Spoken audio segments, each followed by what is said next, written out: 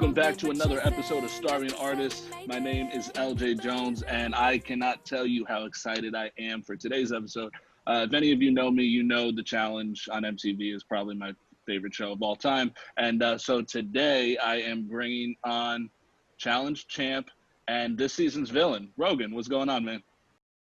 You had to, I need to slap my drink out. Yeah, I forget that I'm a villain. I forget that I'm a villain. I don't think you should be, but you are. Thank you very much. It's very kind of you. Yeah, I don't know how that happened. I mean, I do kind of know how it happened, but it was never my intention. But I'll take it. I'll take it. Well, thank you so much for joining, man. I have to admit, I'm a little nervous. You know, I don't want to fanboy over here, but it's very nice to meet you and have you on. I thought you were going to say you were nervous I was going to slam you into the floor like I did to Jay. You know what, man? That I am a little nervous of that too.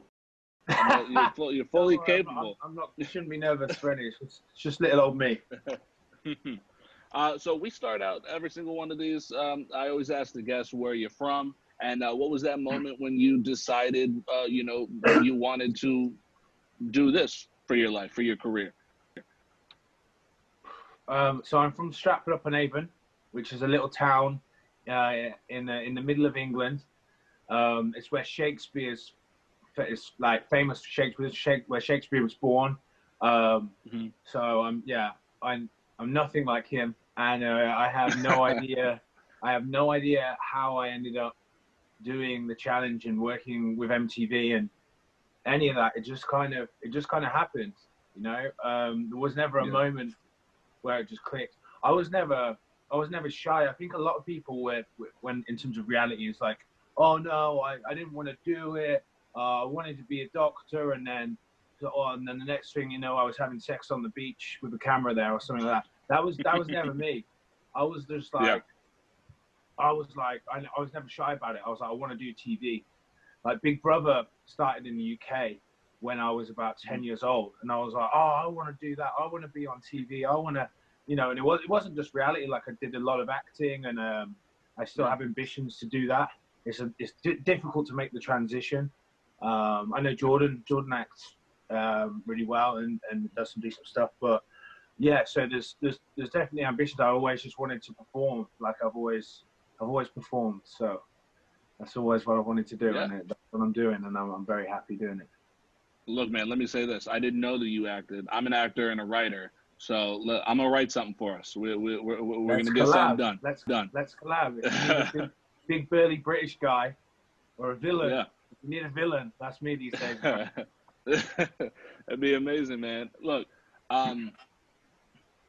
X on the Beach was your first show, right?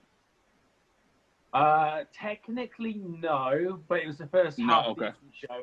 I did it. I did all of it before then. No, so there was a show called The Year of Making Love, and it was on BBC Three, which you guys would never have even heard of, I imagine.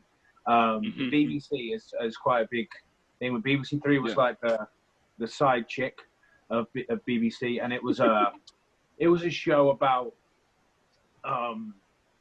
you fill in all these questionnaires and you sit down with scientists and they ask you all these questions, and then you you basically tell them your perfect partner, or they figure out who your perfect partner is from all these questionnaires and everything you've answered, and then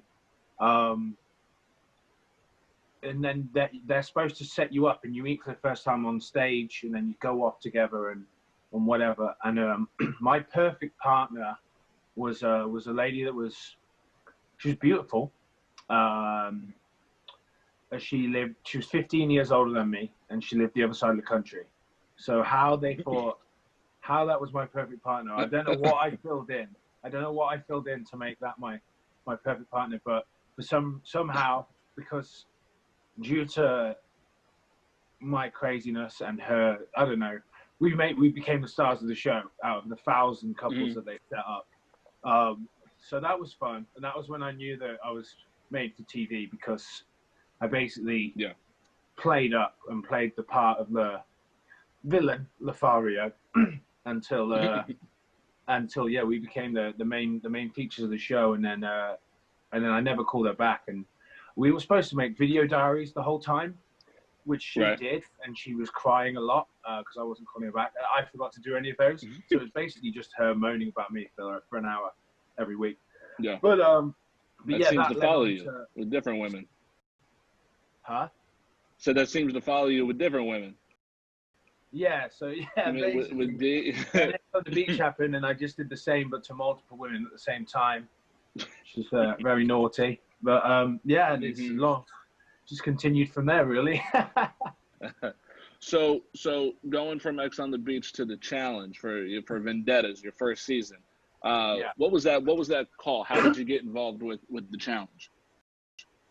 So I had a call from my agent, and she said, "It's a big time American show. They want you to do a Skype interview and all this." And I'll be honest, I hadn't heard of the challenge. It had never been shown in the UK. So I was kind of like, "Oh, what's that?" I was like, "Yeah, whatever. I'll take the Skype call." I think I ignored the first 2 times they tried to call. Thank God I answered the third time, because the casting producer was kind of like, "Oh, I've given up on you." I thought, I was moving on, and then I was like, "Oh yeah, whatever. Well, I'll do the Skype." But I kind of did it half-assed.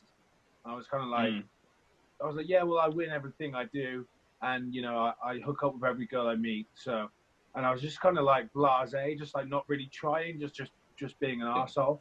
And she loved me. So she booked me for Vendetta straight away, like there and then. And but then I still didn't know what I was signing up for. So I was a bodybuilder at the time, way bigger than I am now, and just kind of turned up. Oh, I get to fight people, whatever, and that's what I did. Well, no, that's not what I did this time with Vendettas at all. I didn't get to do that. I had a fight with a mountain, and it beat me. Not even the mountain off Game of Thrones, just an actual mountain, and it destroyed me. So I saw War of the Worlds 2 before I saw Vendettas. So I've been working my way backwards now. Okay. And so going back to watch Vendettas, you had talked about it on War of the Worlds 2. And I feel like watching it wasn't as bad as people made it seem. For me, it was literally the worst moment of my life, because I thought I got there and I thought, oh, all these amazing people, like I can't wait to get in. And for me, I was taking it like X on the Beach. I hadn't really trained. I've been in the gym like I am every day, regardless, but I hadn't trained for the challenge. I was just lifting weights to look good. Like I always said that I was aesthetic and not athletic. So although I used to do runs like that, and I used to play rugby, and I thought in my head I was fit, in reality I hadn't ran up the road for 5 years, let alone up a mountain. So when it actually came to it, I blew out real quick. My injury in my lower back, my slipped disc in my spine that I thought I had recovered from, and I thought wasn't going to be a problem. It's actually hurting as I talk about it. It immediately became a problem, and I died on that mountain. And looking back on it now, it was the best thing that ever happened to me. But at the time, I was embarrassed, like heavily embarrassed. I didn't even, when I got sent home, I didn't even go home. I hid in Spain for like 3 weeks because I told my friends and family that I was going off to film this big show, and I was going to be gone for 7-8 weeks. So when that happened, I literally just I hid at a friend's villa, and I just drank and just moped around and was depressed, man. I was embarrassed. What was the social media reaction when it aired? Was it big? Was it kind of hit or miss? Or I had never, I was expecting pure embarrassment. Apart from a few people poking fun, more people poke fun now because of what I've achieved. But apart from Joss and that giving me shit, naturally, it happens. And the boys being like, "Way," in actual fact, everyone was just like, "Wow, Rogan, you're such a beast. Gutted you went home. So sorry about your injury." And I was like, "Wow, the challenge fans are really nice." Little did I know, cut to a couple of years later, But at the time, yeah, Yeah. no, everyone kept saying he looks so much like CT. This guy's good. If he comes back, will be the new CT. All this stuff. So I was actually just getting like mad love, A lot of which I love. really didn't Yeah. expect. And I think that might be why the challenge then turned around and they said, "Oh, we've got to give this guy another chance." Thankfully, thank God, because I don't know many rookies that last 5 minutes and get another chance. So I'm so thankful Right. that they did. And obviously, it's led So to this point. So. did that love and encouragement from the fans help motivate you to get to the point you needed to be for your epic return? 100%. There was the love from some people, and then there was the hate, which probably did it as well. But I was just so embarrassed. But I was like, because I was told it was going to be a big show in England as well, and it didn't, and still, unfortunately, as much as I would love it to, hasn't become a huge show in England. Like, but yeah, imagine if like it would have been a lot worse for me if that had been shown in England, because I so arrogant and cocky on X on the Beach and thought I was this and thought I was that. So the American fans didn't know of me being like that. So I think like if like say now after like say I go back on another season and it were to happen to me, then that would kill me. But thankfully I hadn't been swinging my dick around on TV for the Americans to come and shut me down. But a lot of people still like to bring it up now, but that only encourages me. Yeah. But yeah, it was huge in every respect, the love and the hate, for me to pick myself up and dust myself off. And I did a lot of stuff in between getting back on the challenge. It wasn't just like I, went from Vendettas to season 31 that was, and then I came back on season 34. So there was a lot of time in between where I did fulfilled ambitions, and yeah, I did a lot of stuff to pick myself back up. So what were some of your things that you focused on getting prepared for your eventual return? So my lower back was in pieces, as you saw when the ambulance turned up on the rock. And then not only that, but I actually had the thing I was more concerned about going into the show was my shoulder injury. I had like a real bad impingement in my shoulder, in my rotator cuff, and I actually had to have keyhole surgery in that before I could even fix my back. So I just went away and I drank myself into a state. I've made a mini film about my comeback. So if anyone has me on Twitter, you go, it's my pinned tweet because it's like my proudest thing. And it's like touch wood. I mean, I get messages all the time, even now, about how it's motivated people. So if anyone needs some motivation, go watch that, because so I didn't know if my surgery was ever going to happen. I just absolutely failed on one of the biggest shows in the US. Everything was going wrong for me, literally, and I felt so sorry for myself. And I thought the answer was at the bottom of a beer bottle or a whiskey bottle. And not to say I don't drink now. I still drink way too much. I've actually just quit yesterday for a time being, because I was getting too involved in the alcohol again. But chugging beers are insane. Sorry, I didn't mean to cut you off. No, thank you. I appreciate that. But that's the thing. Like everyone's, and like I do those cameos now, and everyone's like, chug a beer, and I'm like, I have to do like 20 cameos a day sometimes. I'm like, I have to chug 20 beers. It's crazy. So I'm trying not to do that anymore. But yeah, so I drank myself stupid, and then the comeback came when I had surgery. Eventually got my shoulder surgery, and then after that recovered, I was like, wow, I can actually train again, because I lost all my muscle. I put on a lot of weight, not good weight, and just drank and just ate shit, and just I was just so depressed in myself, and then and so disappointed that once my surgery happened, I was just clicked, and I was like, right, there's nothing wrong with you now. You've got nothing to complain about. Let's fucking get back to being the winner that you think you are. You're supposed, that you give the impression that you are. Because at that point I thought, well, I don't deserve to have this cockiness and arrogance about me anymore. So I went away and I just trained 2-3 times a day, ate well, and I set I set myself goals. I went back on tour with Dream Boys, so I was naked on stage every night. So I needed to be in shape. And then I set myself a goal of competing in the WBFF, which is like one of the biggest bodybuilding federations.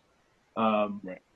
So I set that goal. I won my pro card with them, and then I had a boxing fight at the O2 Arena in London against a guy that I had beef with for a while. And I smashed him up in front of all my best friends and thousands of people in the O2 Arena. And then I got a call about the challenge, and I was like, wow, like good things coming threes or whatever. So I've gone from completely being down and out and not thinking anything good was ever going to happen to me. And then my brain just clicked one day, and I was like, right, set yourself goals, get up early, don't mess around. You know, I think I went for a breakup around the same time as well. And I think breakups make bodybuilders, definitely. When you've got something to prove and you're like, wait till that bitch sees my 8-pack, then yeah, that led to just one thing after another. And then when I got the call about the challenge, I was just completely overwhelmed, and I took that opportunity with both hands. Yeah, didn't need to ask me twice to get back on there. And you know, people think that I skated by or whatever, and perhaps I did, but I just wanted to fucking win more than anything. To redeem myself, and I believe in my eyes I did that. Although you absolutely did. Still always got to prove some people wrong, but yeah. So before we jump into War of the Worlds 2, I want to say that seeing that journey for you has been encouraging to me. I'm not very athletic or muscular or anything, but just the comeback journey is that Rocky story. You know what I mean? Yeah. And the comeback is always greater than the setback. That's what I always say. Absolutely. And now I was looking at your website, because I want to get fit, I want to get muscular, I want to get healthy. So I was looking at your program, and I think I'm gonna go ahead and take on one of them. So I just want to let you know that, and maybe you want to talk about that for anybody else. Yeah, no, we'll speak. Oh, right. Yeah. So what I've started doing now is, and that's another reason why I've completely cut out drinking recently, is because I've started personal coaching people, like one-to-one, because I've been in quarantine. I used to take on a few clients. I didn't have much time. I was always busy doing other stuff. But now I have all the time in the world. So I want to change some people's lives, and I want to put them on the same journey as me. And so, yeah, I've started tailor-making people's diet plans, training plans, all their nutrition, supplements, everything. So I get people to fill in big questionnaires, and then I fire back the best plan possible for them. And I do constant email support and weekly check-ins. And I'm trying to build an army, a Rogie Bear army, basically right now. And I want people to kill it, because essentially the more they kill it, the better transformation pictures I have, and then I can build my business like that. So I want people to absolutely destroy it. So I'm literally there, beck and call, emailing people back constantly, even if it's the silliest questions. People had one of my friends that I'm training actually asked me about, like before you weigh rice, it's not as heavy as before you cook rice, it's not as heavy. And so I put in my plan like uncooked rice. And my friend was like, "Are you sure I should be eating uncooked rice?" And I was like, "No, bro, no, that's just the weight before you cook it. Please stop eating uncooked rice." So yeah, even like like plead to anyone, DM me on Instagram. I'm always, a lot of people were giving me shit anyway. I seem to have found some love recently, but were giving me shit about Jay and all that kind of stuff. I would message them back and be like, "Sorry to disappoint you. Hope I can do better." And I just found myself like, just everyone I wanted to connect with everyone, and whether it's training or to do with a challenge or everything. So that's what I'm trying to do. I'm trying to motivate people, and so I've taken on a hell of a lot of clients recently, and I realized that it's like, I'm telling people what to do because I know what to do, because I've been through the change, and I've been through competing in every aspect, and then bodybuilding and stuff. So I know how to build a body perfectly, and But then what I've also been doing is like not following it myself recently. So I gave my head a good wobble yesterday, and I gave myself a good kick up the ass, and I've banned myself from my beer fridge for now. I don't know how long that'll last, but at least a couple of weeks. I'm gonna just dedicate. You know, I want people to see what I can do with my body and ultimately my mind, and then hopefully that will encourage them. So yeah, that's the plan at the moment, to lead by example rather than just tell people what to do. So hopefully, anyone that wants to get involved, wants to be a personal coach and whatever, then slide the DM. So I'm ready and waiting. Yeah. Hey, like I said, I'm gonna jump on the bandwagon and I'm gonna do it. So I look forward to working with you on that. I'm 6 foot and 250 pounds. I gotta figure something out here. That's a great. That sounds awesome to me. But okay, we can wait. I mean, I wish I was that, but yeah. Well, no, I'm fat though. That's the difference. I know I'm not muscular. Okay, well, we can sort that out. We can sort that out. So let's jump into War of the Worlds 2. So you got that call. You're going back, and what was your mindset coming into the house? I was so fucking excited to be there. Just so grateful. And to be there with Josh too. Yeah, and I was going back. Not only was I going back, I was going back with my best friend, like, who is the best competitor, in my opinion, that's ever been on the challenge. And I was just like, fucking, I couldn't be happier. And then it wasn't just that. I had a whole group of friends there, well, English people anyway, that I thought were my friends, who pretty much are. And I was just gassed, and I just wanted to. But at the same time, it's like I wanted to compete, but I'm also like a party animal. So I was just like, right, what hot chicks are gonna be there? You know, I slid Nani's DMs, and I was just like trying to fucking, you know. I was just a kid in a fucking candy store, just ready to rock and roll, ready to smash people in challenges, ready to do whatever. And I literally, it was the best experience going back in. I couldn't believe my lucky stars that I was so fortunate, and I just wanted to make the most of it. So yeah, and that whole season was phenomenal from start to finish, with everything. Now, one of my favorite things about the season is that, all right, so it was US versus the Brits, right? Yeah. And the Brits did not seem like they were going to win. No. And then to come back around, you know, the US fell apart, and you guys took over. So yeah, that was US... you, Jordan, CT, and D. So yeah, with 2 weeks left of the show, I kind of looked around and I was like, Team UK. I was thinking, hang on, she's Australian, they're both American. I was like, I'm the only Brit left. There was like 15. There was like 15 people left, right, from the original 34 or whatever, 36, whatever it was. And I was like, fuck, I am the only UK person left in Team UK. So that was insane to me. Yeah. But yeah, no, it was just because America was full of amazing individuals. Turbo, Jordan, Johnny, whereas they all just turned on each other. They just, and Paulie, obviously. And it was just like, yeah, I mean, they're amazing individuals, but not a great team. I mean, the UK weren't a great team either, but we had a core unit, and of me, Josh, you know, DCT, Kaylee, and we just stuck together, and thankfully managed to work as a team. And little by little, the Americans imploded, and we managed to get Jordan and Tori. And then at that point, it was just game over, I think.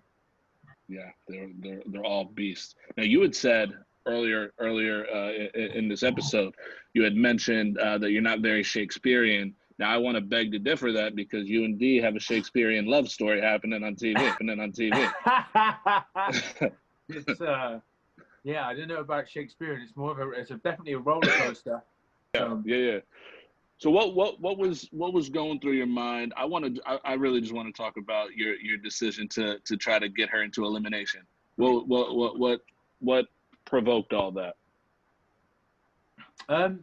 So I think that we were like close. We were really close. Yeah.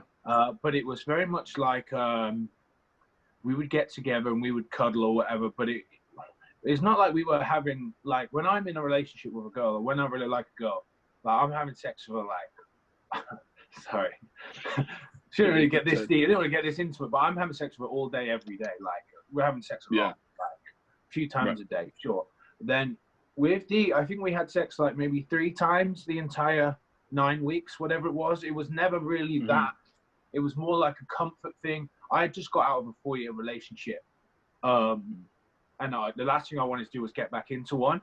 So when, you know, me and D, well, that was happened on the first night. That happened within like 2 hours of me meeting D. I'm sorry, I don't know what's going on there. Someone's tried to call me. You're fine. So that literally happened within hours of me meeting D. So when I woke up in the morning, I was like, okay, right, well, that's tick. You know, where's the next one? So that was yeah, and then D just wasn't having it. But then I didn't want to upset D because we were like a strong unit and allies and all that.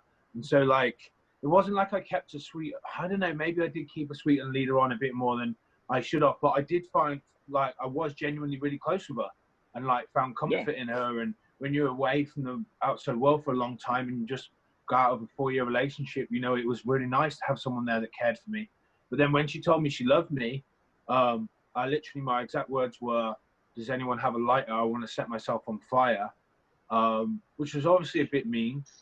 But so I don't think I led her on too much. I kind of let her know how it was. And then, and then when it came to it, like she had just passed out from doing a couple laps of the pool. And, you know, everyone's kind of talking like, oh, she can't do 100 meters in the heat. How's she going to do, you know, what it turned out to be like 20 odd miles, which was a very good point. And then everyone was saying about how much swimming was going to be in the final, and she couldn't swim. And I was trying to teach her to swim, and she'd either get in and struggle and give up and quit, or she would tell me she couldn't be bothered. She'd rather sit in her room and eat snacks. So I was kind of like, you know, and I had Joss, obviously a fitness expert in my ear, just like, bro, I know you like her, but she's not going to last. CT was like, I've done this many finals. She's never going to make it. So it just came out like, because I spoke up because Josh and CT didn't want to speak up. So I spoke up to the alliance, spoke up to Paulie and Leroy, and I said, boys, we've got to cut her. If you want our alliance to carry on, Kara's cult, whatever, if you want this to keep happening, we're ditching D. Because to me, although I felt like a horrendous cunt doing it, I wanted to I keep swearing. I wanted to win. You can swear on here. You're good. You're good. Okay, well, I wanted to fucking win. I lost. I'd embarrassed myself on a mountain in front of millions of people. I wanted to fucking win the challenge more than anything. I didn't care about I cared about my loyalty to Joss. I would have never broken that, and I cared about my loyalty to CT because 5 minutes on the show on Vendettas, I never compare myself to him. I think he's a fucking legend. I don't think I should be in the same sentence. But when people going out the way to tweet me and Instagram me, telling me I'm the new CT, and that when I first met him, I just felt this bond, and then since then the bond has only grown stronger and stronger. And we were partying in Miami a few weeks ago before lockdown, and I fucking love that guy. So apart from Josh and CT, I didn't have any real alliance, like proper hardcore friendships I wouldn't break. So all I wanted to do was win the $1 million, no matter any means necessary. So to me, it wasn't, although it was horrible to do, we'd already thrown in our own team. We'd already sent Georgia home, which was not nice. You know, we'd already done all these things. So to me, it was just like, let's just fucking one more. What can one more do? What will it hurt? Yeah. And then when it actually came to it, it didn't happen because I could have done it in the house phone, and I didn't. And whether I bottled, I don't know. I just couldn't bring myself to do it. And then Josh and CT got heavy on me, and we all got together, and then we tried with Paulie, and then, you know, it didn't happen, and I'm glad it didn't happen. And I think everything happens for a reason. And then the next day was a swimming purge when I was forced to be in a couple with her. And it was the day after we pissed her off and told her that she couldn't compete with us in the final because she couldn't swim. So that's pretty fucking Shakespearean, because she then went and proved everyone wrong, and including myself. and just kick the shit out of that challenge. We didn't just not lose; we smashed. We were like halfway up, like, and so D was incredible, little motorboat, and you know, I said after that I never doubt her again, and yeah, we then went and won a final together. So yeah, I was like I said, our relationship is always like that. And then as you've seen recently on the new season, it's, you know, it's still fucking up and down, left and right. 1 minute we're close, the next minute, I don't want her to be anywhere around. Like, she's talking about backstabbing everyone, and I'm thinking, am I gonna get backstabbed? And it's crazy. Me and Dee's relationship, she's a volatile person, and I'm pretty unpredictable myself. So yeah, we're two villains right now, that's for sure. But yeah, it's pretty wild. What was running through your mind when you realized that you won? You left in Vendettas. You were out the first challenge. Now you're back for a second time, and you won the challenge. You're a winner. So how happy were you in that moment? It had to be surreal. It was the happiest moment of my life. But I'll tell you something, right, that wasn't really shown, because it wouldn't have made me look very badass, right? So we're completing this puzzle. We time out. So did the Americans. This puzzle was near enough impossible. It was the first time they'd ever done a 10-piece pictogram, whatever it's called. So we turn around and there's kayaks there. And all we have to do is kayak to a boat. Pretty simple, right? Kayak to the yacht. And we've won. So I fucking look at this kayak and I'm like, okay, I mean, yeah, it's a boat, whatever. It shouldn't be too difficult. But I've never fucking gotten a kayak before in my life. So I'm looking at it like, I don't know, how hard can it be? See Jordan jump in here, so he fucks off. I'm like, okay. Then D gets in her kayak on the sand and just sits there. And we're like, I've never been in one, but I'm pretty sure you don't do that. So then CT has to get her and shove her into the water. Then she's off. Then CT jumps in easy, he's off. And I'm like, fuck, this is all on me right now. Then the Americans finish their puzzle. They're running towards me. And I'm there in the water thinking, if I lose to those guys, we're done. We've lost $1 million. Because in my head, that whole run where we had chains around our ankles and there's blood everywhere, and I was in agony. I was just thinking, who fucking cares? We're about to win $1 million. So I go to jump in the kayak. I fucking miss, and I land in the water behind it. I swear to God. And I'm in the water, and I'm like, well, what just happened there? I get back up. I jump in the kayak again. The kayak capsizes. I'm upside down in the water, and I'm like, I've just fucking lost us $1 million. And I'm just like, blah, blah, blah, blah. I get back up. The Americans, they're pushing their kayaks into the water, and I'm like, right, one more go. I jump in, completely mess it up, and then I think I hear D shout, keep your two, because we had 2 poles. She goes, keep your 2 poles, keep the spare. And I just went, nah, fuck that, through the pole. And I was just like, then I was just the Terminator. And once I got going, I was literally boom past CT, D, Jordan, left them for dead. And I hit that yacht. I climbed onto that yacht, and I swear to God, I cried. And I was just thinking, that's it. But then it was so funny, because then I know how the twists and turns work of the challenge. So when I got Jordan up and I got everyone up onto the board, I was like, everyone shout split, because TJ was coming towards us in a jet ski. And I was thinking, if any of these motherfuckers steal this money, I was like, shout split. I was grabbing everyone, shaking them, shout split. So we're going split, split, split. And then turns up, he just goes, he's just like, don't worry about it, guys. You have just won $1 million. And I was just like, oh, man, I can't even describe it. To go from dying on that mountain to being stood on a super yacht with a bottle of champagne in one hand and the British flag in the other, tears running down, mate. The best feeling. And I'm getting goosebumps all over my body just thinking about it. It was something. I mean, I hope I can replicate it. You never know. But for me, that was the highlight of my life for sure. And I remember just watching that live and seeing you win. Like I said, I hadn't seen Vendettas yet, but I could just tell how important it was for you. I was happy for all of you, because I all 4 of you guys I'm fans of, but I was just so happy for you individually to see you win. So congratulations, a late congratulations, but Congrats on that. Thank you so much. No, I'll take a late Yeah. one. I'll take an early one. I'll take anything. That means a lot to me, man. Thank you very much. Absolutely. So, Total Madness has been just that. It has been a crazy season thus far. I don't know how many weeks are left, but it feels like we're pretty far into it. Yeah, I guess we are.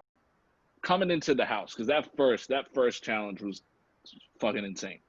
That was crazy. So when you're seeing all these new guys, what who stood out to you? Was it Fessy? Because I watched Big Brother and he always stood out to me on Big Brother.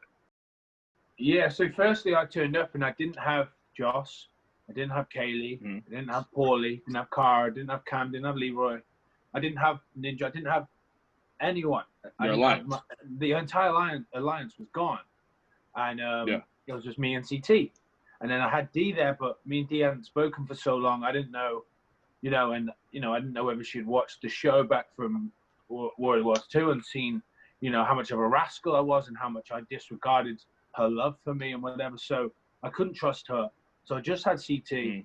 We've gone from like a 12-person alliance to a 1-person alliance or 2-people alliance. So yeah, the new people I wanted to connect with straight away. And I get off the bus and I see this absolute giant called Fessy. And I'm like, bro, and I grab CT. I'm like, bro, look at this fucking dude. And CT goes, nah, he's all right. And I'm like, typical CT, do you know what I mean? He can't not be the biggest guy there. So CT was kind of like, yeah, we'll see. He's from Big Brother. I don't think he'll be very good. And then we did the first challenge. Obviously, I pulled it out the bag. And then with CT and Fessy, second and third, that's when CT turns to me and he goes, yeah, how about the big guy? Let's take on the big guy. So that's when, that's when we started talking to Fessy and stuff. But like, even then, Fessy wasn't, he wasn't fucking around. He was just like, me and CT said, look, we've got a close thing going on. We'd like to bring you in. We've just proved that we're the 3 strongest guys. And Fessy wasn't really having it. He was kind of like, I'll let my performance do the talking. He was a real badass. He reminded me of the Undertaker. He was just kind of like, scary and like he didn't really want to connect. I mean, as the season went on, we did form quite a decent connection and a friendship. But he was to start with. He was a scary dude, man. Scary dude. Yeah. So you mentioned how close you and CT were, or are. So you guys have your 2-person alliance there, and then your enemy Jay gets him out. So how now I've seen in interviews that you and Jay had somewhat of a relationship beforehand, and we can talk about that. But having your number 2 leave the house like that, how did you feel? Do you know what? It was kind of like, I was kind of happy for him because I was happy for him because not apart from outside of the game, having him as an ally is amazing because he's an amazing competitor. Everyone's scared of him. He's very smart. He's one of the ultimate guns. But this bunker was fucking horrible, man. Really horrible. And he was like, we had just come from, well, not just come from, but not long before we'd been in a villa in Thailand and that was cool and we'd won or whatever. But he was like, we were both looking at each other and we were like, this bunker fucking sucks. And I was thinking, he's got a beautiful wife, beautiful kid. He lives in Miami. He could be on the beach right now and he's here. And I was just thinking, obviously he wanted to win. He wanted a red skull, but I was thinking it's win-win for him. Like when he put himself down there and got sent home, I was jealous. I was a little bit jealous. But he got to go back to Miami, but because the bunker, man, it was no fucking joke. It was horrible. So it wasn't all doom and gloom. I wasn't like, oh, I've lost. Although for me, it was losing, one of my best friends and definitely my strongest ally in the game. But I was kind of just like, and it gave me the excuse to step up next time, which I wanted to do regardless, because I wanted to get in instead of CT. I begged CT to let me in. And he was like, nah, I'm going to take it, which, fair play to him. But, it gave me the excuse to be like, all right, well, I'm next. So, and Jake could have taken me out and Jay could have taken everyone out week after week and been the only person in the final. Who knows? But yeah, so it That's gave what me I the got to excuse ask. to I want to step ask up, you. and it created great drama. Yeah. So I want to ask you that. If you were to take CT's place in that specific elimination, how do you think you would have done? Yeah, that's a good question, man. I've been asked that a couple of times. Probably not very good. Like, I'm big and I'm strong, and I have great endurance now, so I would have been back and forth all the live long day. But in terms of knocks, not so good. Not Really? so good. Yeah. I don't know. I don't know, and you don't know because I've never done something like that. So you don't know until you've tried it. All I know is there would have been a Yeah. lot of shit in front of that door before you even got to the knocks. That's for sure. Yeah. Right. Yeah. And now I guess we can go ahead and talk about how you practically almost murdered Jay. Yeah, we can talk about that. I'm in, happy to talk about that. in your slam there. So, but let's preface it with all that had been going on between Jay and D and you. Now you have said that you kind of encouraged Jay to go for it, right? I did for my sins, yeah, because it was kind of like he came up as a buddy, and I thought, right, you're going to get sent in every time, or it looks like you are. You want to cause some waves. Dee's a big character, you know. Like, you know, she's not that bad looking. Why don't you crack on? And because it'll let me be free to get with the other girls. That was the plan. I needed Dee to be distracted by someone so I could hook up with a girl. So I was kind of like, Jay, yeah, do me a favor.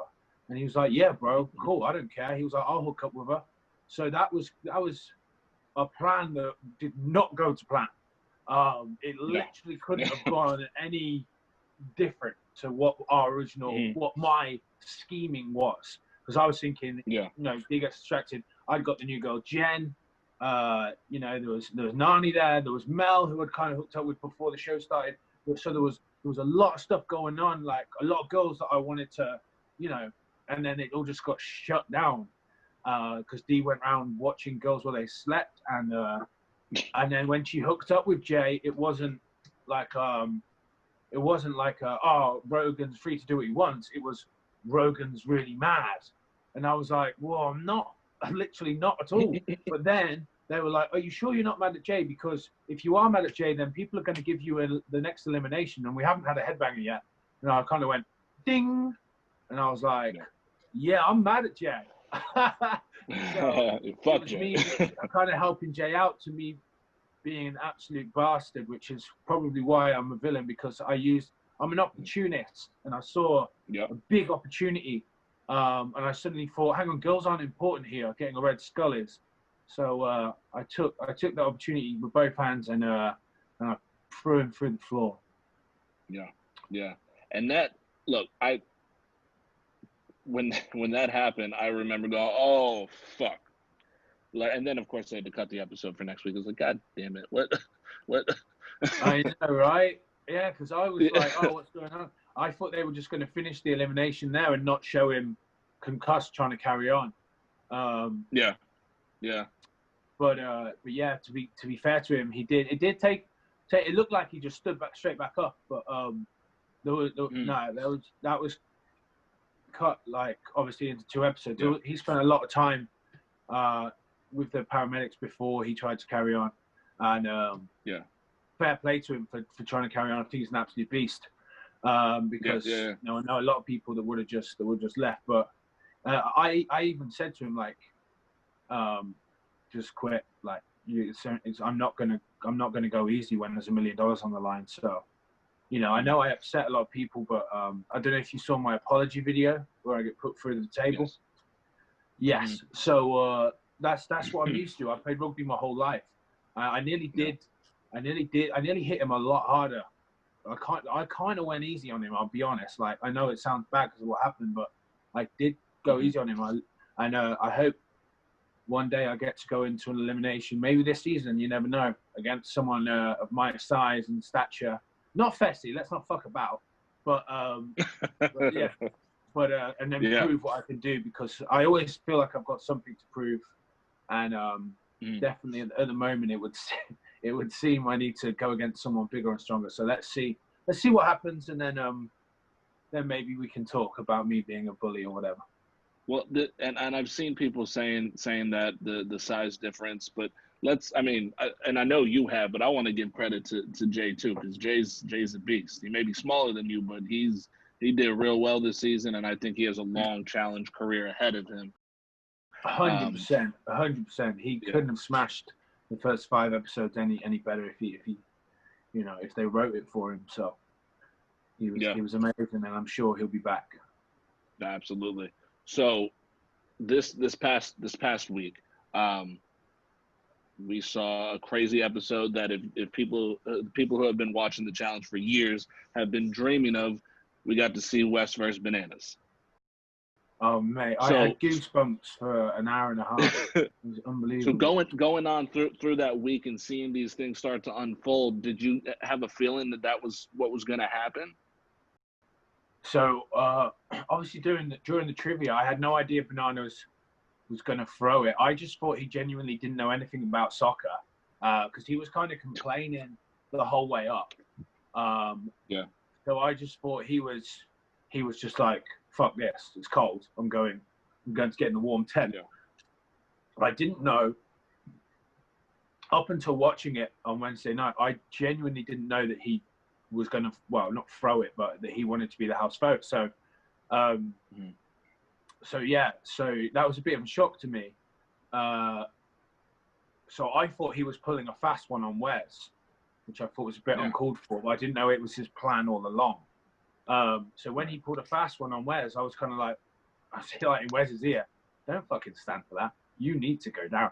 But I was doing it for the good of the people. I knew every single person in the entire world wanted to see Bananas versus Wes. And the fact that this is Shakespearean again, the fact that they had made an alliance for the whole season, and then it came to that, the build-up was, I've got goosebumps again now. It's the best show in the world. I don't even care. It is literally, I wasn't even involved. Like, so it's nothing to do with me being biased or whatever. Maybe a little bit because I'm in the show. But watching that, I was literally jumping up and down. I knew what had happened, and I was just like, it was insane. All my friends that have seen it messaged me like, "What the fuck, Bananas versus Wes?"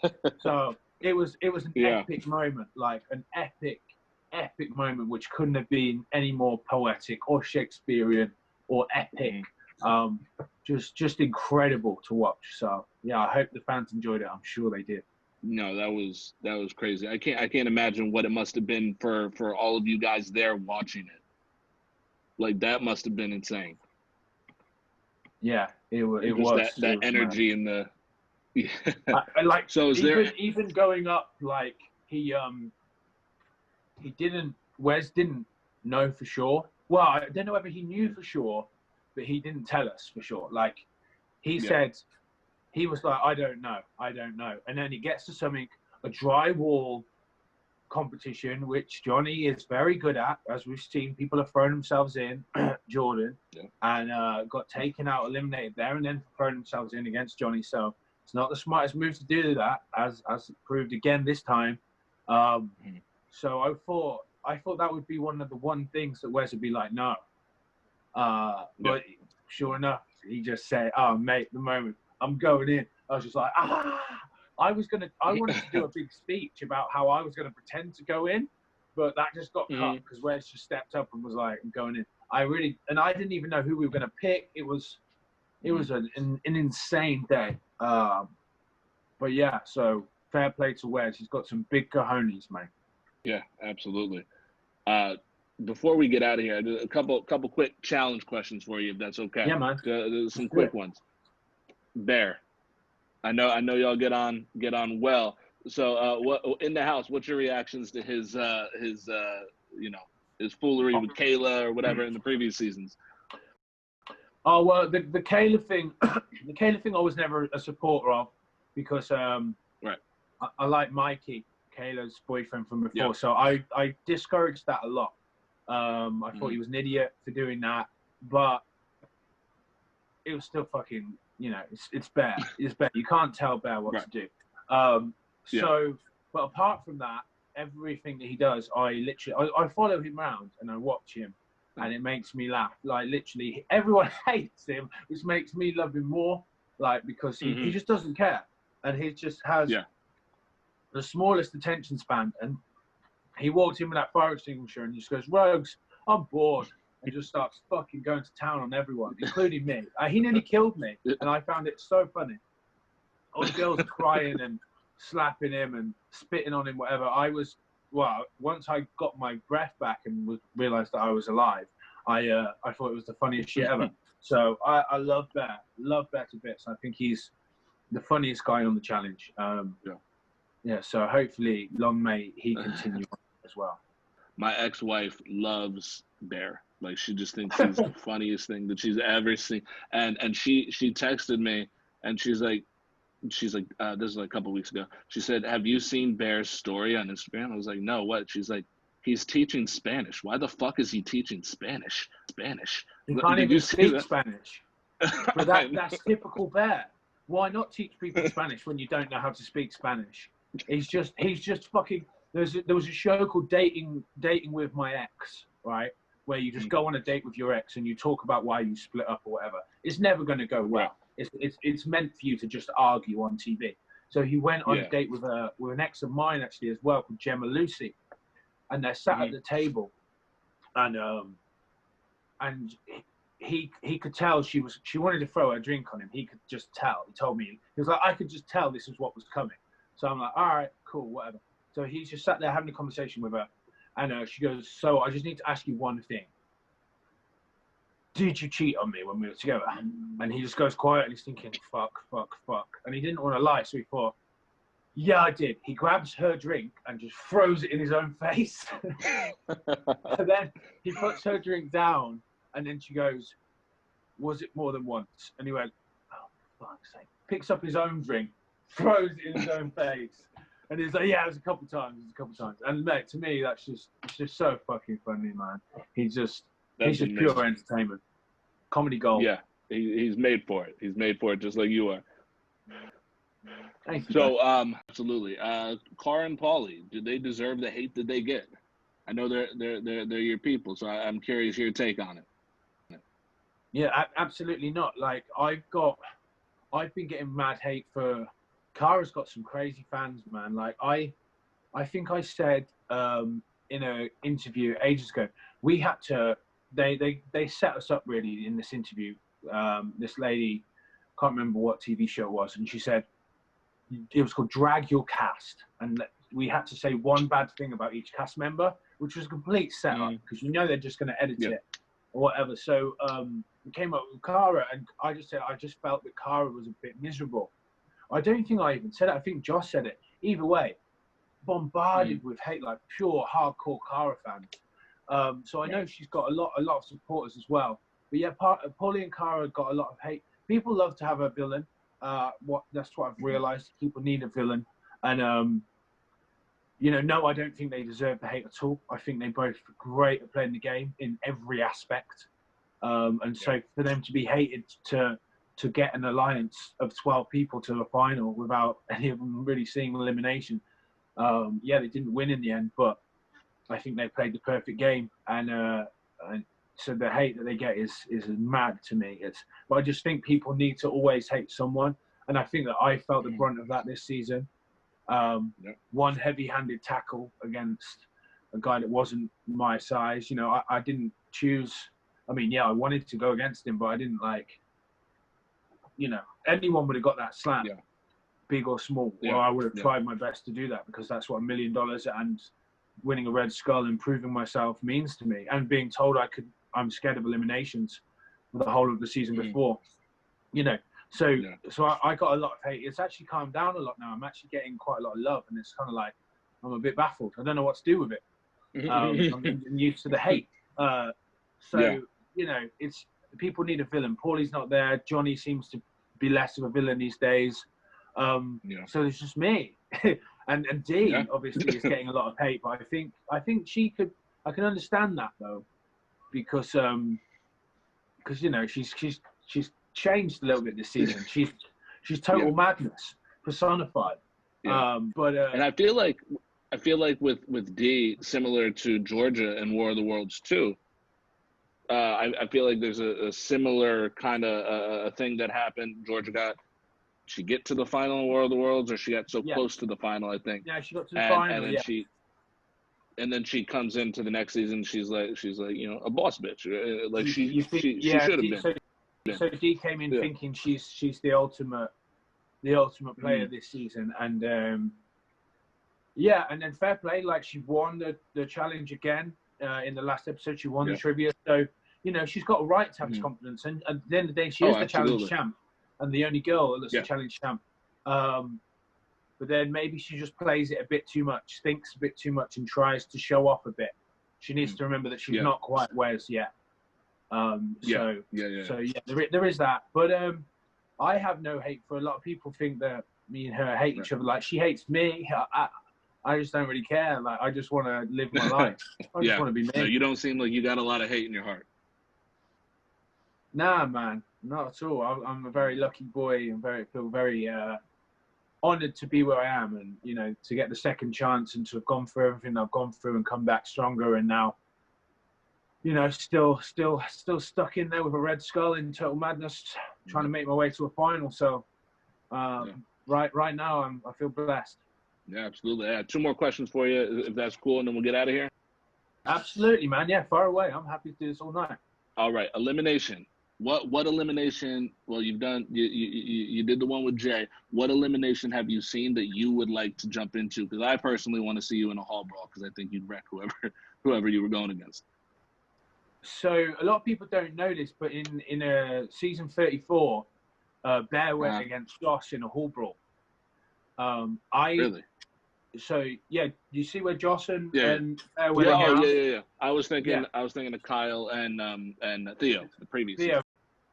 That was the season before, but so in this one, in the voting process, when people are like, "Oh, Rogan begged to not go into elimination," I said my argument was, I don't want to go into elimination by the house, because then I'll have to go against Josh in a hall brawl, or whatever it is. I don't want to go against my best friend in elimination. So that was how I talked my way out of it. But to be fair, all I did was ask the numbers, like Idris and whoever else, to stick by me the way I'd stuck by them when everyone wanted to get rid of them being weak players. So I don't think I personally begged whatever, like Kyle and Georgia made up that I did. And that seemed to stick with the fans. They seem to, I don't recall ever begging. Anyway, I recall Georgia and Kyle both begging, but never mind. So I actually said, Bear, I'm saying right now in front of the tribunal, you're the house vote, I'm going against you. And I said, Zach, Turbo, Tori, I'm going against Bear tomorrow. Give me Bear tomorrow. So that's what I said. Then on the night out that night, I said again to Zach, to Tori, to Turbo, I want to go against Bear. Let's make it happen. I said to Bear constantly, let's go. I tried to put myself in against him. And I was dead set that it was me versus Bear and Hallball, and I was fucking pumped, even though I love him now at the time, And so right at the last minute, they all turn around and they all vote Joss. And I'm like halfway down to the arena at that point, thinking fuck. But then I was kind of like, all right, Joss was pissed off. Joss was like, oh, I don't want to go down. But then I was thinking, God, why not? Like, that's fucking, that would be my ideal situation. So you're right, a hall brawl. Yeah.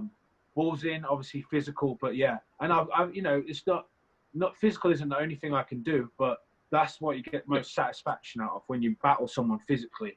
So I pray for a hall brawl one day. That would be the dream. Yeah, absolutely.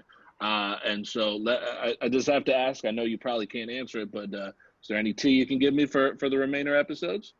Is there anything you can give us?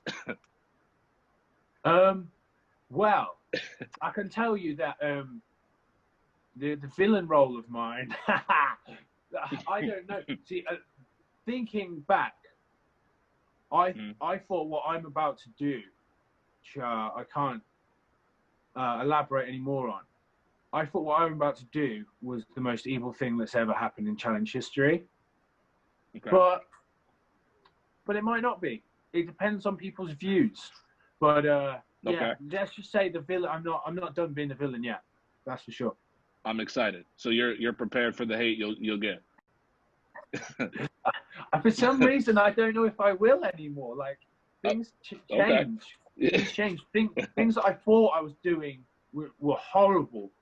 May not be now. Yeah. Now we've seen, because I don't see what happens apart from what happens in front of me the whole season. Yeah. So now it's like I don't know if it will be too much hate on what I do and who I hurt. So you never know. Let's just find out. Well, but yeah, that's a lot of tea for you excited. there. So I won't elaborate. But yeah, I'm not done yet. That's for sure. I cannot wait to see that. So we always end these things asking for anybody out there who may be discouraged in their journey, whatever it may be, whether it's entertaining, acting, whether it's fitness. What advice could you give them? In the beautiful words of Jordan, when he finished his elimination after losing to Fessy, so anyone with a disability or anyone with a setback, please don't give up. Never give up. I could have given up when I died at the top of that mountain. You know, I became pretty much an alcoholic. I didn't train. I didn't do anything that I wanted to do.